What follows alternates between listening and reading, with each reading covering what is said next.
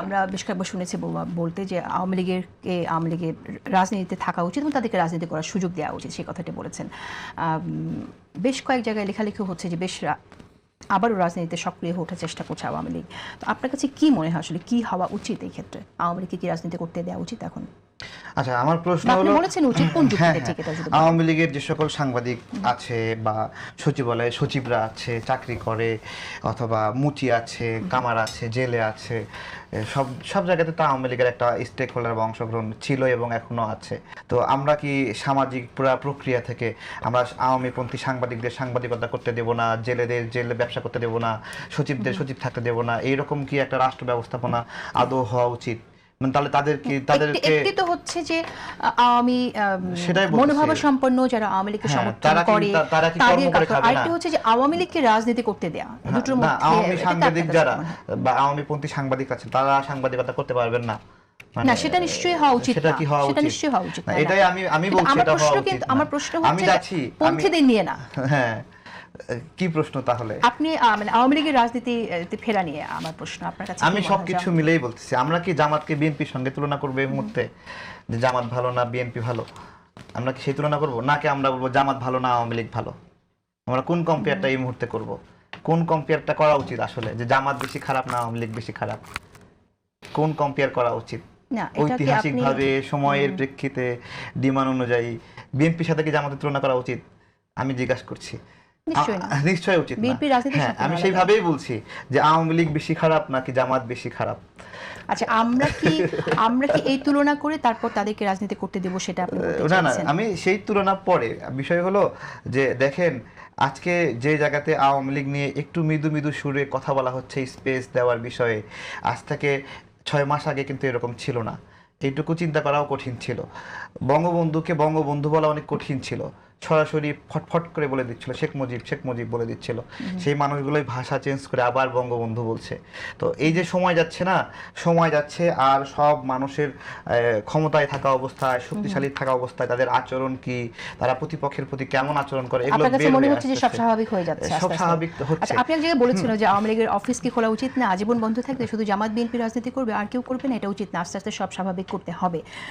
তাহলে সেক্ষেত্রে সরকার তো বিএনপি সরকার তো যে আইন পাশ করেছে, যারা সন্ত্রাস বিরোধী যে আইনটি পাশ করেছে, সেই আইনের বরাদ দিয়ে বলতে হয় তো সেই জায়গায় সেই সুযোগটি নেই এখন আওয়ামী লীগের। দেখুন, মুক্তিযুদ্ধের বিরুদ্ধের একটা শক্তি তার আশেপাশে সবাইকে টাকা পয়সা, দান খয়রাত, জাকাত ফেতরা দিয়া তারা বলতেছে আসো শক্তিশালী হই। তো তাহলে মুক্তিযুদ্ধের বিরুদ্ধে শক্তি এরকম, মানে আসমান দুনিয়া ভগবান আল্লাহর এক জায়গায় কইরা যদি তারা শক্তি অর্জন করে দেশের ক্ষমতা চায়, তাহলে কি মুক্তিযুদ্ধের চিন্তার মানুষগুলো একত্রিত হয়ে তাদেরকে মানে পরাজিত করার চেষ্টা করা কি অন্যায়? আমার কথা বলতেছি, তারা যেভাবে বিজয়ী হতে চায়, আচ্ছা হ্যাঁ, সেই জায়গাতেই আমি বলছি যে আমাদের তুলনাগুলো করতে হবে।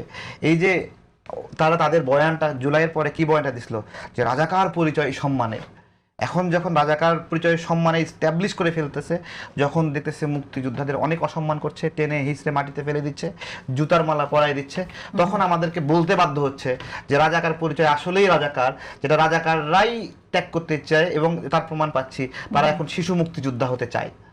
হ্যাঁ, তারা রাজাকার পরিচয় ধারণ করতে চাচ্ছে না, তারা বলছে আমরা রাজাকার না, কিন্তু পাশেই আল বদর এটিএম আজহার বসে আছে। আচ্ছা, আপনি যেটা বলছেন যে মুক্তিযুদ্ধের পক্ষে যারা শক্তি সবাই মিলে তাদেরকে ফাইট করার কথা বলছেন, তাদেরকে পরাজিত করার জন্য এক হওয়ার কথা বলছেন, তো আপনি কি করে নিশ্চিত হলেন যে আওয়ামী লীগের সাথে এই শক্তি এক হবে না কখনো? আমি বলছি আওয়ামী লীগও জামাতের সাথে একত্রিত হতে পারে। রাজনীতির জায়গা থেকে এরকম অনেক ঘটনা ভবিষ্যতে ঘটবে, অতীতেও ঘটেছে, ঠিক আছে, সেটা তো ঘটতেই পারে।